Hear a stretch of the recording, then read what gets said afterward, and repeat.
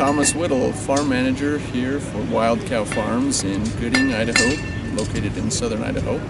Alfalfa in Idaho is an adventure because you have days like today where we've covered with smoke and it's 72 degrees outside and we got dewed out at 10 o'clock last night. We're going to have to probably wait till 4 or 5 o'clock this afternoon to have the dew burn off, have a narrow little window there to bale it up again.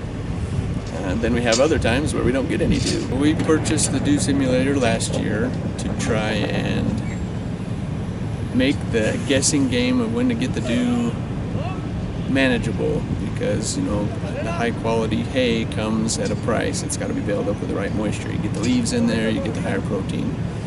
So with the large volume of hay that we run, the plan that we put together, what we had in mind when we purchased this Dew Simulator was we would begin before the dew showed up.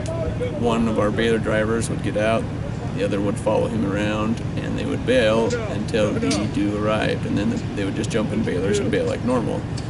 And that would give us two advantages. One, we would make more use of our manpower that's running our balers rather than sitting around all night waiting for the dew. And then two, you wouldn't miss the dew window. So we pull a 1,300 gallon tank behind the Dew Simulator, and that will typically get us close to 100 bales. You know, if it's really, really dry, we'll be in that 80 bales.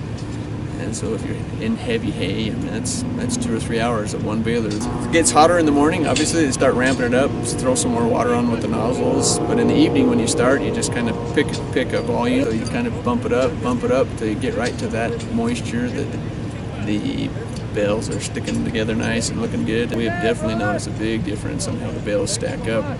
They stand in a stack better, they're not sponges, and you add that all up day after day after day on a lot of bales, and it makes a big difference.